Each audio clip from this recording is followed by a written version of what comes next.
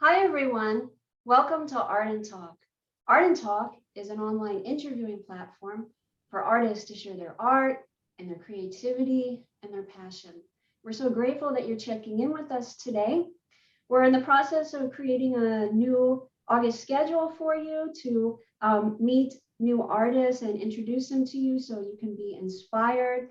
As you know, if you've been watching us for a while, Art and Talk is all about meeting artists and being inspired. And we do bring on traditional artists and we also bring on spiritual artists. So thank you so much for watching today. I'm Leslie Sue, the host for Art and Talk.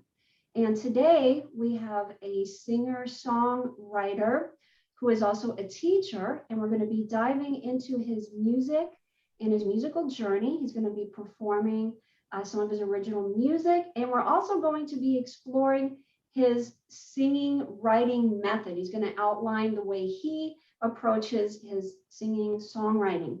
All right, so let's go ahead and get started. And thank you again for watching, everyone. I'd like to welcome our guest for today, Edwin Roux. Edwin, welcome. Hi, Leslie. So nice to be here. Thank you so much for having me. It is a total honor. I'm super excited. I'm super Oh, excited. yes, Yeah. we are too. Yay, thank you.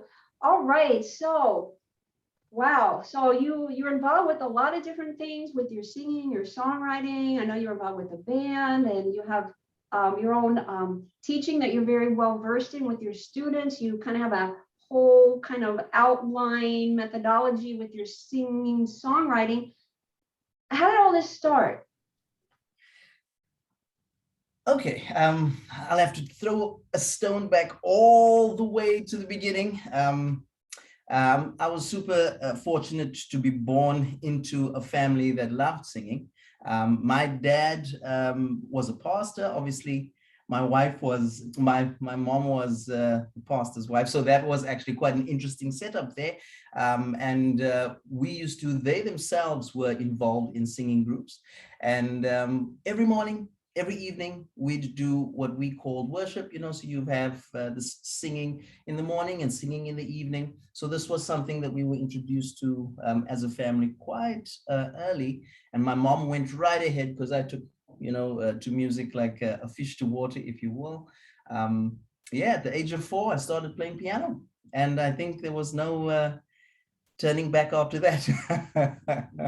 There was no turning back after that. So yeah, growing up in South Africa, it was quite an interesting setup. You have all these different cultural diversities. The languages are quite melodic. So even in the way that we speak, you sort of drawn closer to song like conversation. So within the songs that were sung traditionally in some of the cultures that is in our country, those basically also have this heavy laden idea of melody and music, sort of in the spirit, in the heart of it. And of course, coming from this nice, rich background, we were sort of driven into that. And I loved it from the beginning, so the age of 4, hitting it out on the keys. Oh man, I could not look back after that. I couldn't look back after that. Yeah. And that's where it started, basically. I think I started writing music probably when I started school. So my first song was a very, very simple song that I sang, and it was a gospel one, which is just a simple thing, God in your heart and that kind of thing. And from there, the melody started growing. And I think I was very, very fortunate to have teachers who were facilitating that dream as well. But of course, at home, that was something that was pushed forward. And yeah, just grew from there. It grew from there. Mhm. Yeah, wow, what a beautiful beginning at 4. There's Edwin just like playing the piano and just like loving it. You resonated with it. Your family was supportive of it. I mentioned you had teachers early on, and you kind of pulled from the culture that you were in as well. Yeah, indeed. Indeed. It's a beautiful thing, I think, when you have the support of your family, then you sort of get this nice confidence, this huge push and boost to give it a go. But I must admit, I was extremely obsessive as soon as I got into it.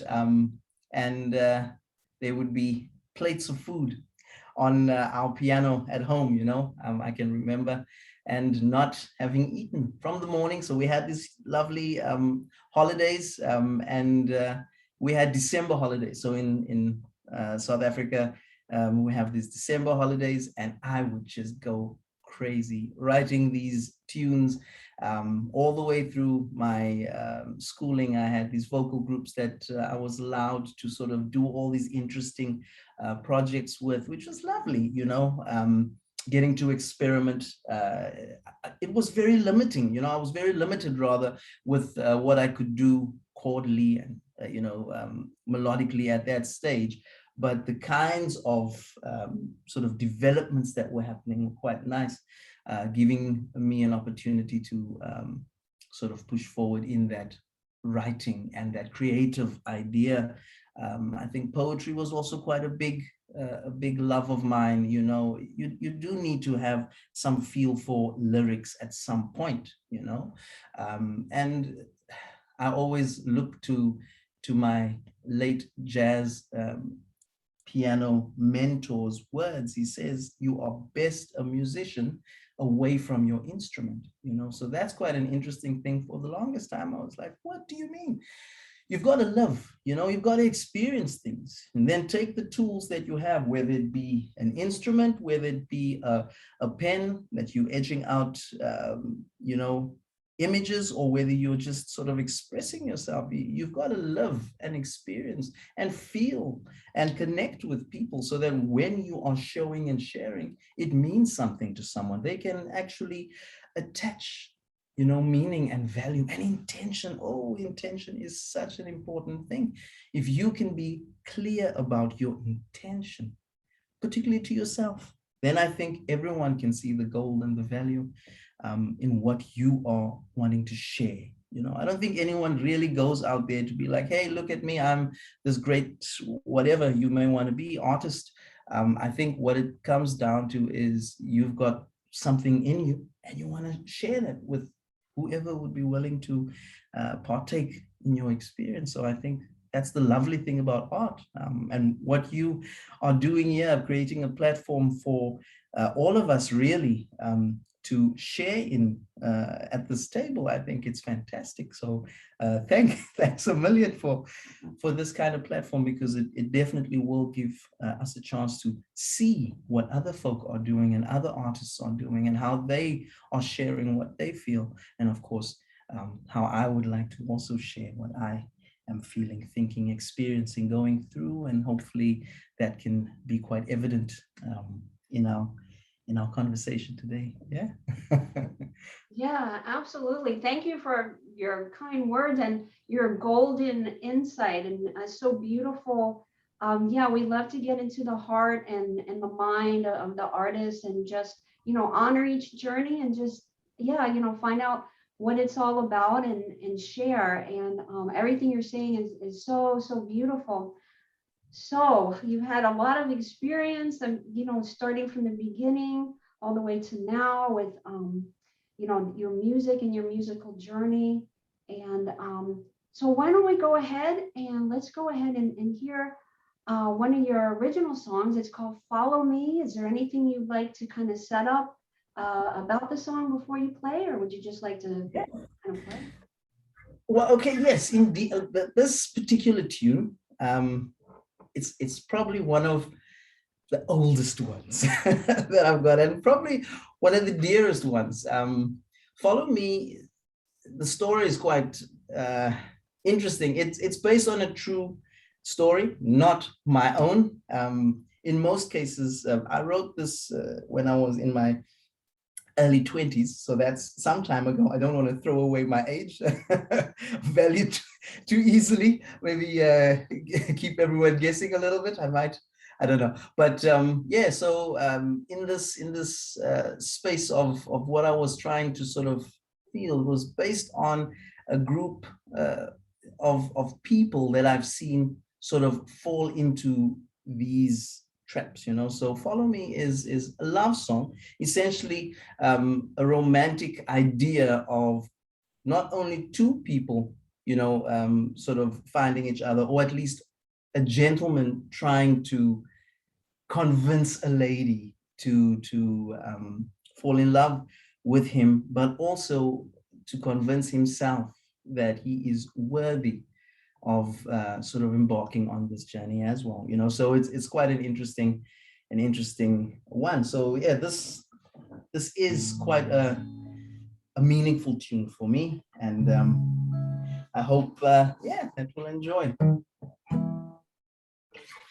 And it goes something like this. Follow me into the dark, into the bright light of the star. And if you fall, I will catch you.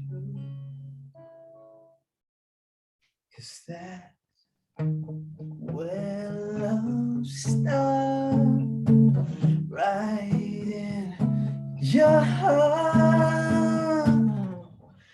You're tripping and falling into me, redefining the mystery. You kissed me and I can't breathe. Is there a problem falling for you? Maybe you feel it too. Is there a problem falling for you? Maybe you will follow me into the dark, into the bright lights of the stars.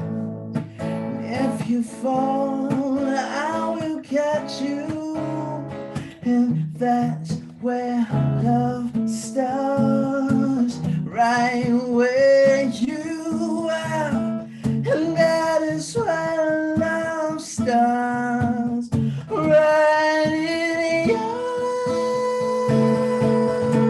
Well, follow me into the dark, into the bright lights of the stars.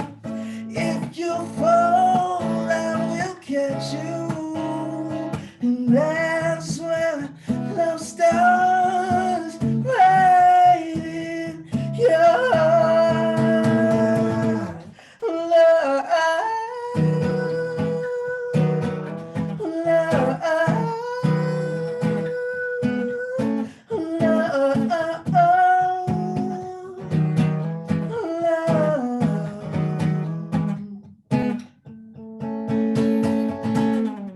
follow me into the dark, into the bright lights of the stars.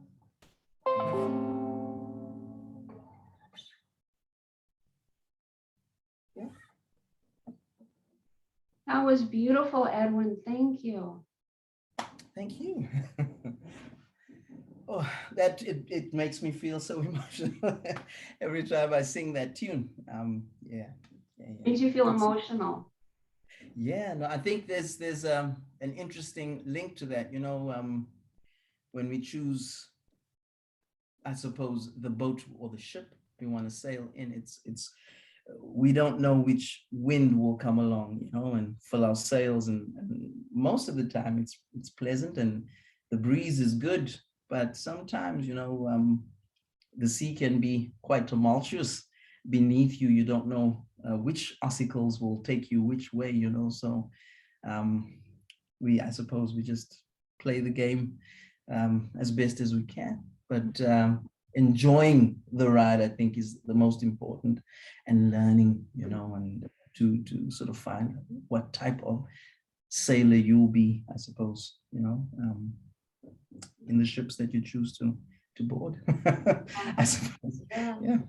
That's beautiful, beautiful insight. And yeah, I could feel the emotion and the beautiful way you express your voice so artistically, and the lyrics and your guitar playing.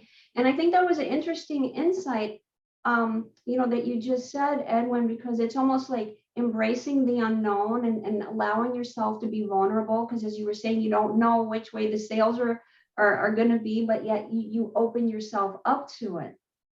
Yeah.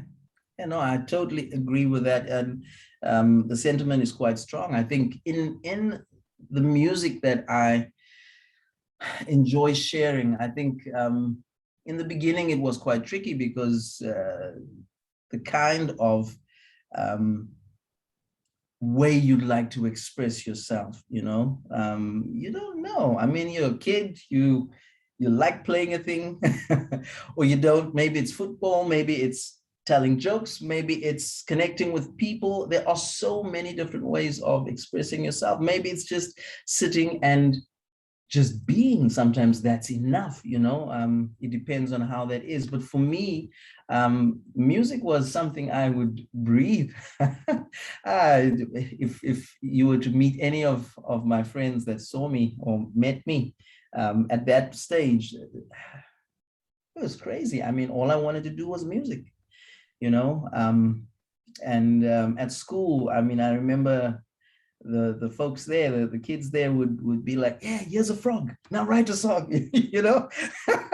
And I think that's super interesting that I was put in those positions, and it gives you an opportunity to make light of something heavy, and something heavy, make heavy of something that's light too. So the value that's added is always adding. There's no subtractive experience in your life, to be honest with you. We just live the way we do, and we have these ideas and ideals that sometimes is just set out for you beforehand, and you sort of live up to that kind of objective, I suppose, that other people have put there for you. So for me, just it was quite tricky to find my way. And eventually when I did, through this musical idea of expression, the world was my oyster, I suppose. From the keyboard or from the piano, it moved to different instruments. I love making sounds with my mouth. So beatboxing became a thing. So then from just this melodic idea that was weaved, through my experiences, came this new genre. I don't want to say new, but new friend, hip hop, or whatever the case may be. And what people were doing with that genre, that was interesting. And then, I mean, I thought I was going to be a barbershop quartet at some point, because my mom was in one, my dad was in one, most of my family, my cousins were singing.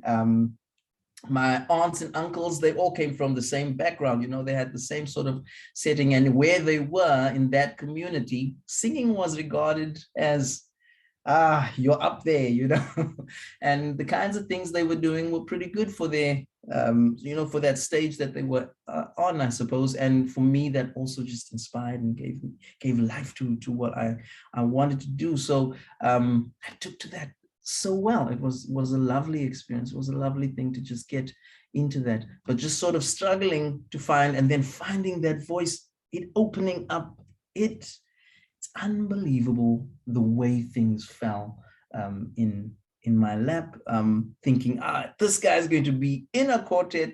Nope, I ended up in a rock band at varsity. It's sort of, you have the soft, loving idea of what music is versus this sort of punchy, we didn't do sort of heavy things, but it was definitely punchy. And this was quite a big thing at that stage, but it also then I broke into this new genre that I didn't know. It gave me a chance to just respect learning and music. Guitar was my second instrument, I suppose, academically, and that was a big learning curve for me to take that on. so yeah, music became second nature. And as that was the case, the guys that we were playing with, some of them were beginners and I'd known a little bit more, and we would sort of feed off each other, teach each other. So teaching has also been a thing that we've been doing. I remember that I learned a song by ear when I was really tiny. I think I was maybe 6 or so. And there was a boy that was it 12 years old or something like that, and I showed him how to play the thing, so that was actually quite nice. It was sharing. I didn't think that was teaching, it's for me, that was just sharing. And that has been a theme that sort of pushed through my whole entire life up until now. I'm super fortunate to be in the profession for at least 10 years, so that's lovely. It means a lot to me that I could have had that opportunity to share this much so far, and even now through singing as well. So for me, it's a good way to express yourself. It's a good way to share with people. People like listening to music. People like performing as well. People like writing. People like just getting together and talking about music. That's also pretty good. As I said, this platform here is fantastic, just to get it out, get it off your chest. Feel the vibe. It's very important to be feeling the vibe. If you're not vibing, you may not be finding the correct expression. We need to be in that space where we can, I think you said it, a lovely word, resonate. It has loads of implications of harmony. To resonate with something, that's like you settled, you're finding that balance, you're sitting in a space where everything understands and respects everything. So this is quite nice. If we have that kind of setting, then I think things will look pretty decent, when you want to express yourself in that particular vein. So, fantastic. Fantastic. Yeah. Yeah, oh, it's so beautiful hearing you express yourself and kind of, diving into, how you perceive things as a musician, the way you hear things, what's important to you. And I'm just wondering, when you were saying it was a little bit of a challenge, or you used the word struggle when you were trying to find your voice. And well, first of all, I find it interesting because a lot of things, it seems, at least from an objective point of view, obviously you were kind of right in the middle of it, experiencing it, but you did experience a lot of things very, very early on. I mean, at 4, playing the piano, and at 6 years old, you were already kind of teaching, or as you said, sharing, which I think is such a beautiful sort of synonym for teaching someone with, music. So finding this voice, which I think is important for an artist and for anyone. Was there any defining moment or moments, Edwin, where you were like, okay, because you had all this going on inside you with expressing yourself and really getting it fine-tuned to where it was like, yeah, you were like, okay, this is it. So any moments that you could share with us where it was like, okay, it really started to gel and this was like, yeah, this is my voice? I think, that's quite an interesting question, because when you're a kid, I think maybe this is when you're little, let's say you find a friend, and that particular friend will fulfill that need then, and then you grow older, and maybe that friend still fulfills that need or not, but you get to meet other people. And those people then also sort of meet a need, because you've now experienced something slightly different. And you now have molded and changed, and those needs are met by the groups of people that you've met. And so you develop and grow and change, finding a voice. I think you're always looking to express yourself as best as you can. And when I was little, before I started playing the piano, I was singing. That's something you in, whether it might be in a choir, whether it might be someone asks you to render a solo performance or whatever. I was singing. Whether it's good or not is not the point. It's the fact that you're expressing yourself. And that was my voice at that point. When I got to the keys, the piano, that was my voice at that point. If I look now, and I have good folk that I can converse with that will tell me, hey, you need to work on this or you need to work on that. There are technical aspects that start becoming important for you to polish and neaten up and work on certain things, so that your expression is clear and honest. It's not to show off. It's not to be better than anyone else. It's so that what you are trying to sort of, say is crystal. And I suppose getting to your question, what I mean is that I always knew that I loved music. So my voice was there, the channel was there. But I think the different stages in meeting who I really was and who I was becoming has become steps towards a clearer, more thoughtful, shall I say, mindful person, someone who wanted to look at themselves and share of themselves in not better is not a good word, better is never a good word, a simplistic, a clear way, clear-cut way, so that if someone were to hear you, then that is where it is. But if I were to give an allotted time, I would say the day that my mom showed me those 3 chords, that was the defining moment, I think, for me, where I could take whatever was happening in this dreamy mind of mine and map it onto something that's physical. So I actually had my vision board on my keyboard, so that was something that was actually quite lovely. The things I was hearing, the sounds, these experiences I was living could be placed on the keys, and Bach, he's a genius, this guy, Bach, Johann Sebastian Bach. He speaks of the doctrine of affection, so how combinations of frequencies can make us feel. So if you play 2 notes together, it can make us feel a particular way, so that is a factor. And the way that something, whether it's louder or softer, whether it's jarring or whether it's in harmony, there are certain functions that harmony has, academically speaking and physically, so I mean, you just feel, this makes you feel a particular way. And the more you get to know this, the the clearer your intention is, and people get to understand who you are. And so the struggle really was that I didn't really understand when teachers were saying, oh, but this is what you need to do and that's what you do, because I started as a classical student, and academically speaking. And as I got into this idea, I wanted to do so many things with this classical, the rules were sort of restricts a box. I don't want to be in the box, it was so tight, that box. But eventually my head popped out and I managed to see all sorts of beauty, and leaving the box. It's quite an interesting experience, to be honest with you. You look at classical music from outside of classical music, it can be quite beautiful.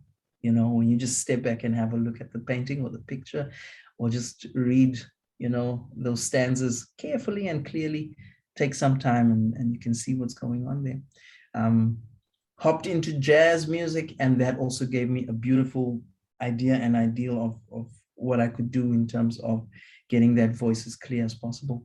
But then fusing whatever I could, just to be different, and for people to, the audience, I suppose, that I had wanted to hear a particular medium, if I can put it that way, in music. And I had something I wanted to say, and they weren't going to listen if I didn't use their medium. So I used their medium. And I think that's it's a lovely thing to do, because people will challenge you, and you then in turn challenge yourself. Yeah, and I've sort of taken the long way around it. But when my mom showed me those 4 chords, that's when things settled in, bounced down and gave me a world of colors that I could paint sonically, whatever I wanted, really. Yeah. What a Yeah. beautiful moment. Like you described that so that we're like right there with you, and thank goodness for your mom, showing you those chords, because we can just, hear and feel that this whole world opened up to you of you were saying these sounds and harmonies and like all this stuff going on in your mind as a little boy, and you could just kind of see these early beginnings. And I'm so glad that you kind of went the long way about answering that question, because it gave a lot better clarity, I think, with the struggle was in terms of finding your voice was like early on when you were in the classical genre and the academics, which was beautiful and you learned from, but you were finding it, at least what I'm sensing is it was a little bit on the rigid side, and you were kind of getting into rules. And a lot of typical artists, it's like, whoa, it's just like kind of like you want that sense of freedom and expression and not having it bound just in one way. But then as things unravel, as they typically do, then you start to get involved in jazz and exploring other things. And then so you're kind of broadening everything as it kind of organically unfolds anyway. Yeah, yeah, indeed. I think spot on. That's spot on. Great conversation. I love it. Yeah, no, it is exactly just that. And I mean, as I said, it is, I think most people will find themselves in a space where they will organically thrive, you know it or not, you've got something that you are good at, whatever that is. And whether we find out what that is at a young age or a later stage, you're going to thrive, and it's nice to see it come to fruition when that happens, and it's a beautiful thing. And I think for me, loving words, I suppose you would definitely pick that up in this conversation. I enjoy being verbose, I suppose. But yeah, loving words and thinking of the shape. I think that's another thing that's quite important. A shape of a word can mean the difference between a good read or bad read, and people don't think the physical word can actually have an effect. But when you look at a chord, for instance, on the keys, your hands have shapes. When you hold the guitar, if I just show you, there are shapes on the guitar that you can hold that will never change and keep the same sound. Well, if you have a standard tuning, I suppose. Well, in disregard to the tuning, if you've worked out what that might be, the shapes would create a specific sound, and those sounds are all based on a physical shape. And so whether you're looking at how the guitar is built, that shape, or how the piano is built, how a flute, anything you can think of, a hammer, a car, anything, those all have physical shapes, and those shapes create the space for opportunity, and this is super, super important. I think when we get down to it, shapes really help us work through so many confusing little tidbits that we don't necessarily need. I just think of my kids. They will pick up on certain words and remember it no problem, and they're young. I've got very young kids. So this is quite a thing that we can do. And similarly, when we hear a song that the melody of a tune that we can recognize immediately, there's a shape that goes up and down, and whatever the case may be, high, low, louder, softer, and these are things that we can resonate with, and just feel familiar, with. And this is quite easy for you to do with with anything that is physical, you know. So, and most of what we do, we move through time and space physically. We listen to things physically. People might think, you know, all sorts of interesting things, but these are physical things that are happening to us. And so our muscles remember this, our brains remember it. There's a lot of things that are happening. Your skin can feel the vibration of a car. Your heart is beating. That's music, you know. Anything that vibrates at a particular frequency is a melody to me and everyone else, because we can recognize it, you know. Pops into your ear, auditory nerve sends it up to your brain sends it back to your eardrum, and it tells you what you're hearing. So same thing happens with sight, same thing happens with taste, you know, all of these kinds of things, touch, all of that, you know, we are physically experiencing everything.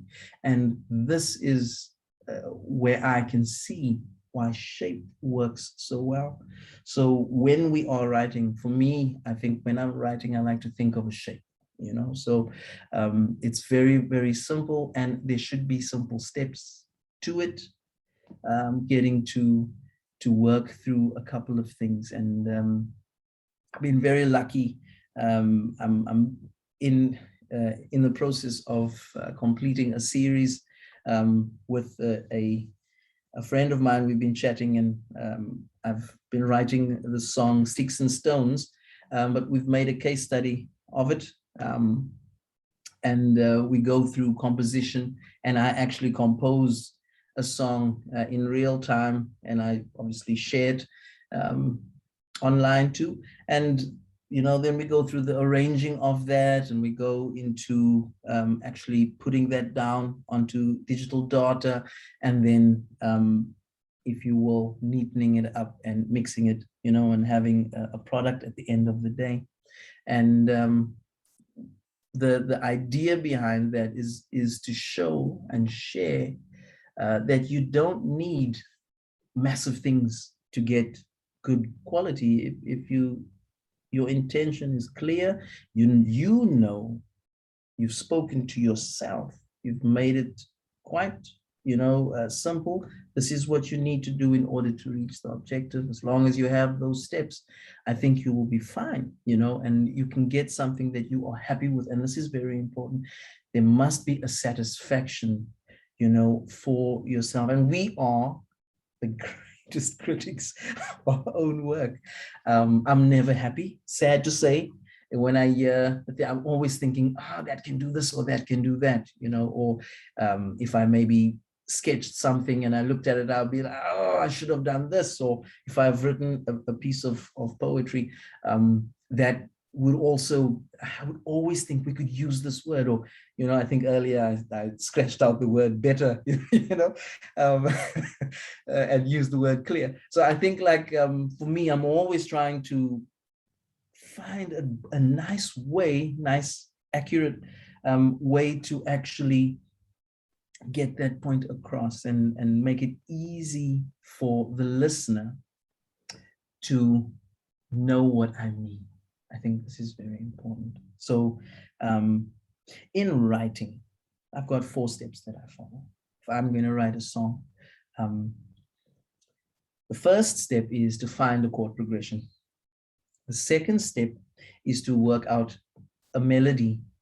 In most cases, if you have a chord progression, the melody sort of lends itself to those chords that you've chosen.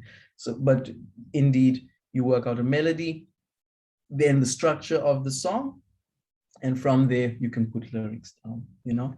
So then you've got a song, and I think in most cases people find it quite tricky. Of course, you need to know a couple of things in order to get that going. And one of the big things, or the simplest systems that I think you can use to write a song, is the major system. So the major scale, you know, there are only 8 notes. Each of those notes have a function, a harmonic function. There are 2 main functions that you can use in that, which is fantastic. It's the primary and the secondary you know, so there's important basically and supporting, if I can put it that way, functions. And once you know which is which, and how they can work together, this is the chord progressions that we're speaking about, then you're on your way to Pick and Pay, you know, you're gonna get yourself something that you can work with, you know. And if we like, we can go ahead and try that out if you don't mind, but I'd need your help for that. Would that be okay? Yeah, absolutely. Just for clarity's sake, so in your songwriting approach, first of all, you recommend that there's clarity of intention. So you know what you want to convey, and you want to convey it in a way that people get it, so that they understand it and it's relatable. And you want to keep it simple and clear. Those are like words you've used a lot. So we want to keep it simple. We want to keep it clear, and we want to have that intention of what we want to express kind of laid out beforehand. And I have a couple notes, so I want to make sure it's correct. So you're saying to choose a chord progression first. That's like kind of step one for you. And then step two, to create the melody. Mhm. Okay, and then step three, decide on the song structure. Yeah. Okay, and then four would be to write the lyrics. Yeah. Kind of like putting the icing on the cake. That's basically the whole thing. Well, there are many ways to skin a cat, of course there are, and that's a fact of life. I think you can challenge yourself, but I think for anyone who is starting out, you know, writing, they need a point of reference.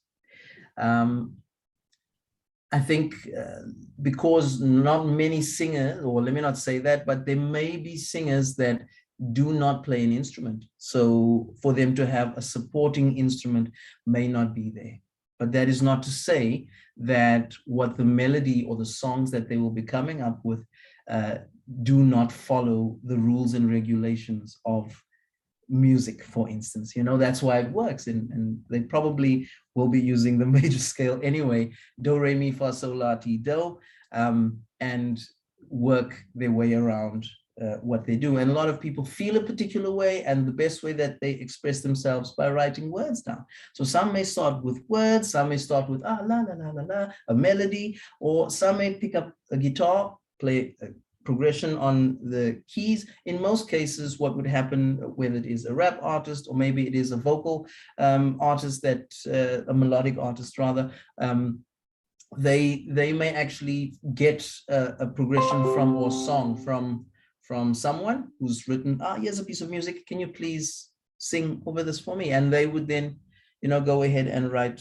lyrics to that particular backing track. I suppose that's maybe an acceptable term we can use. So that's basically that. So if you are a beginner, I think, and you have some kind of instrumental background, starting with the chord progression is a decent idea. Working out a melody, getting your structure, your song structure, and then going for the lyrics, you know. Yeah, so that's basically what it would be. I think, yeah.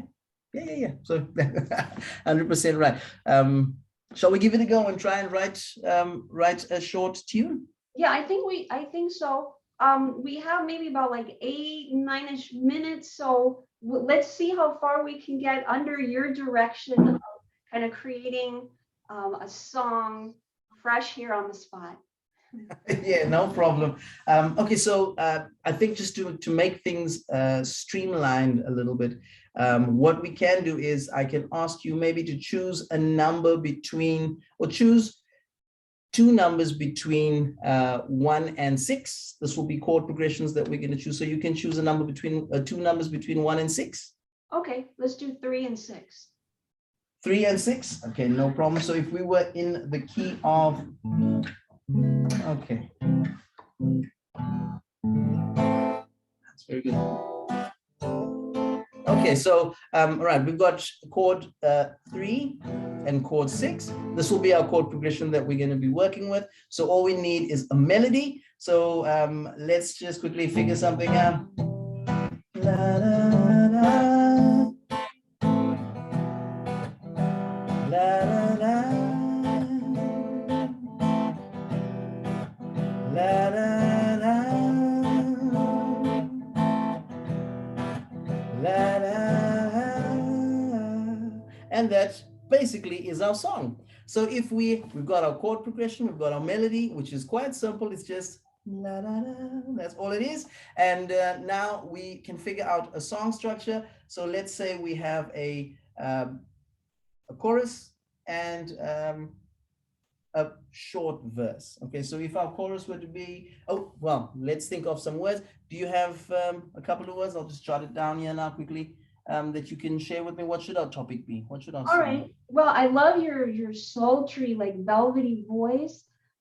Maybe we could keep it on kind of something current, like it's August. I don't know, maybe the August sun, the August night, the stars, maybe have it that kind of feel. August, shall we say August stars? Okay. Yeah, anything else? Let's see. Maybe something with the, if we're gonna do stars in August, it's still warm, it's the moonlight, kind of making it that kind of vibe, a summer night kind of feel. Okay. Okay, so August star, where we are in the moonlight, can't be torn apart.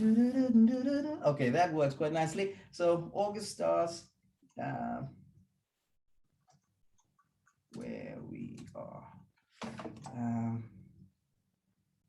Let's say summer night, eh? Summer night. Said beautiful moonlight. Something simple like that. Okay, so August star,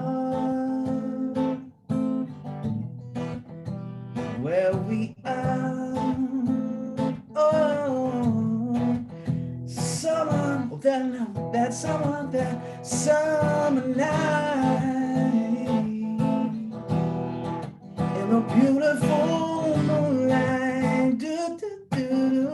And in my mind, what I can hear, so with that, we can actually pull the whole thing together, and there's a fantastic symphony going.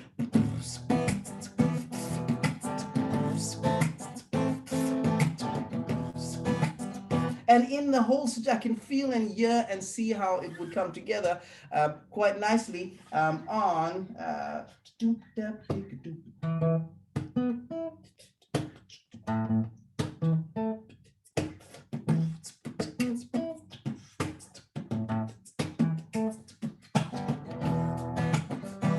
And you can see how the whole thing comes together quite nicely now.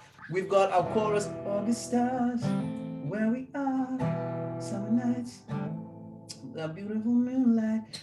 In that whole setup, just building, and that's just the chorus bit now. So I think maybe we'll just leave the chorus at that there. And from this August stars, where we are, summer night, beautiful moonlight, we can derive loads of interesting things, because if this is going to be our choruses in the song structure is the heart of the actual song. Then we have our verses, we've got pre-choruses, so that sort of leads into the chorus. Then you have a bridge, something that is totally different from the initial idea of what the song would be and how it would work into that setup. But if we had this kind of thing, we'd think of summer, we'd think of maybe playfulness, we could think of what type of relationships you'll be. It doesn't necessarily have to be a romantic one. It could actually be a person that's walking down the street, enjoying the community that they're in.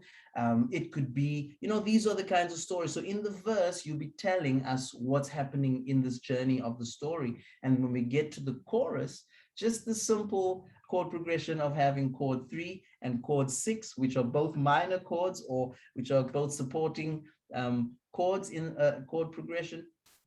These can work beautifully, and you can then build in the idea of how you want to tell your story, you know. So just to use those simple words alone, I think those might have been all of your words. So you are a songwriter, ma'am. You're a fantastic lyricist. I think at the end of it, you have this tune or you have this idea, and you then build, you know, around it, and create the story that you want, of course, with refining. So we've now just composed this. We can sit down and arrange it. So saying, this is what we really want to do, have a blueprint for it. And then when we get to the studio recording it, my little mic over here, you then have that blueprint that you would then work with. And after you've done that, you can then sit and mix it down. So in other words, make it sound pretty, polish it and all of those kinds of things. Cut out all the sounds that you never wanted, maybe mistakes that you've made that a lot of the times I keep the mistakes I make, but you know, that's more or less how it would go. So when you are writing your song, I know that was super quick crash course, but when you are writing your song, it can work as simply as that. In most cases, people do it anyway.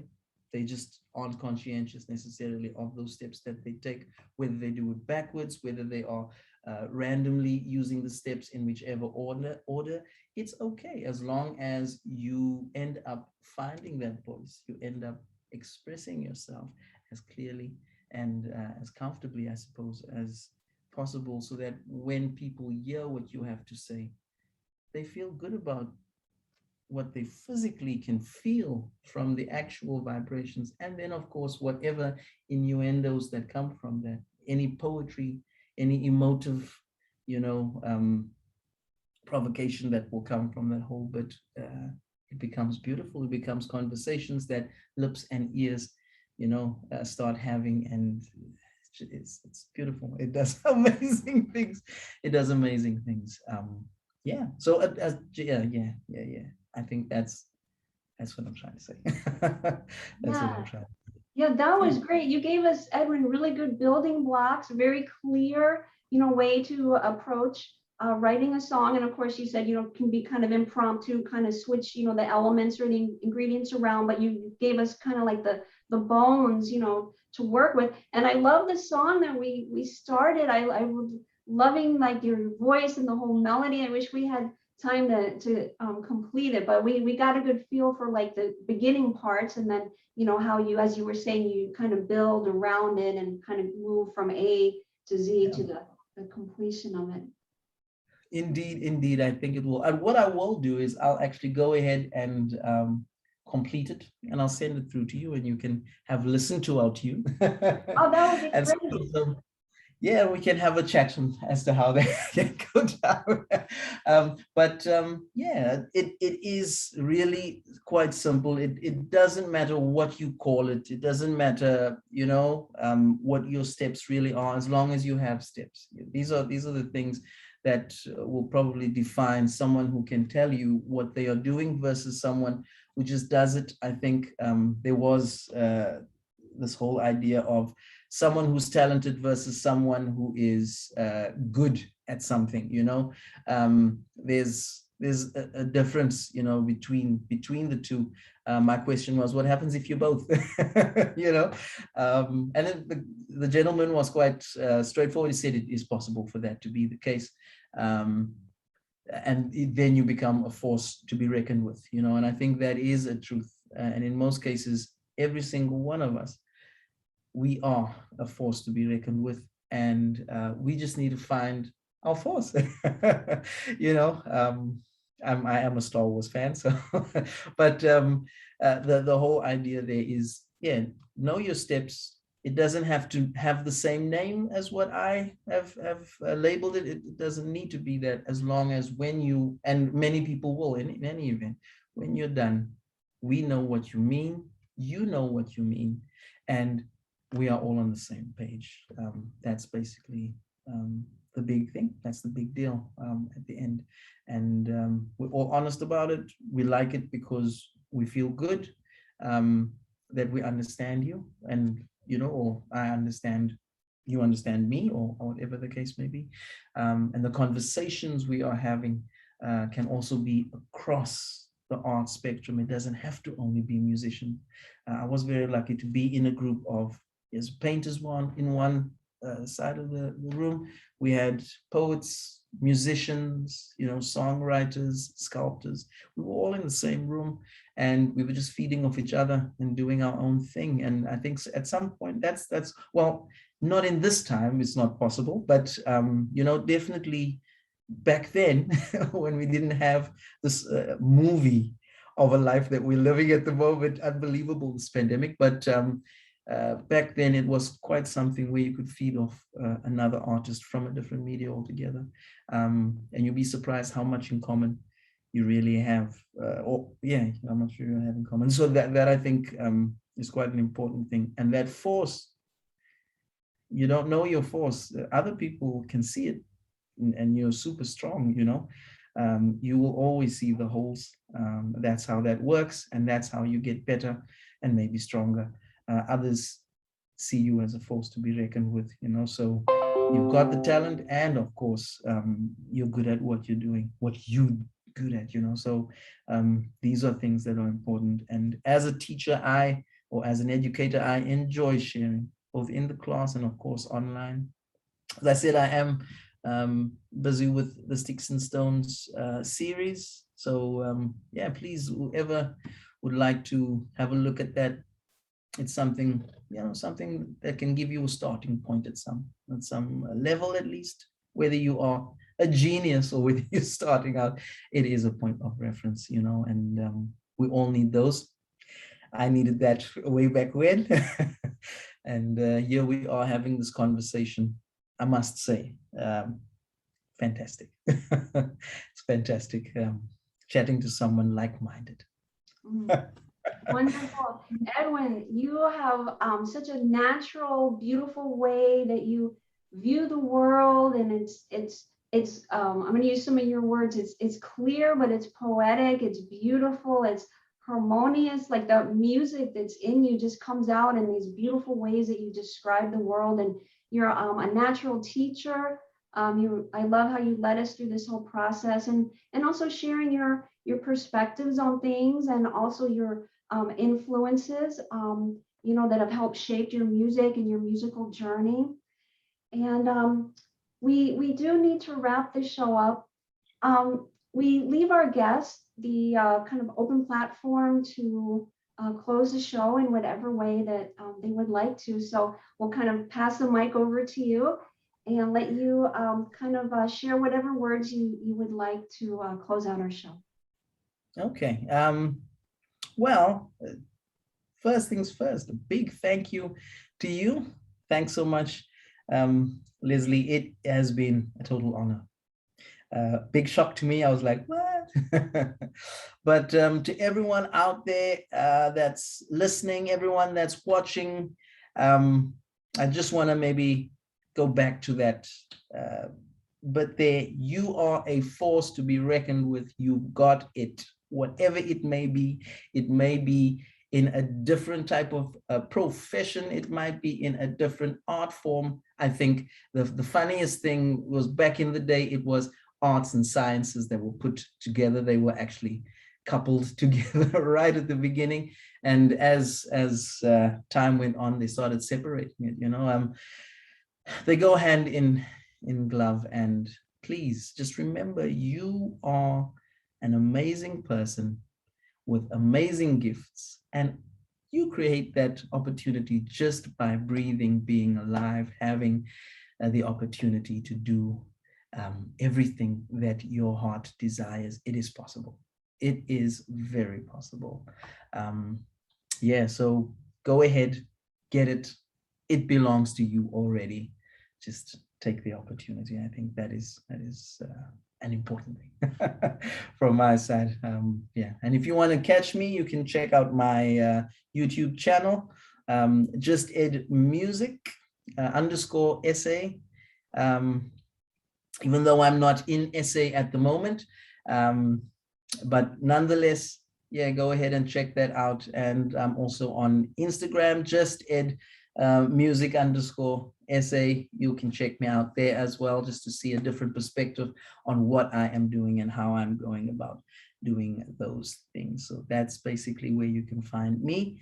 And I'll be sharing. So have a look for, keep an eye out for those Sticks and Stones series. And Leslie, as I said earlier, there will be a series coming out, simple, quick guitar tips. So 10 episodes basically, short, and it'll show you work all the way through. If you never ever touched the guitar, after those 10 lessons, you'll be tip top. So yeah, keep an eye out there on my YouTube channel. That's where that will be popping out. Yeah, thanks for having me. Thank you so much, Edwin, for being our guest today on Art and Talk, and your beautiful, beautiful, positive message. I don't think we could have closed the show out any better than you really empowering everybody that's watching this and saying you are your own force, and to believe in yourself and to go and get it, create it.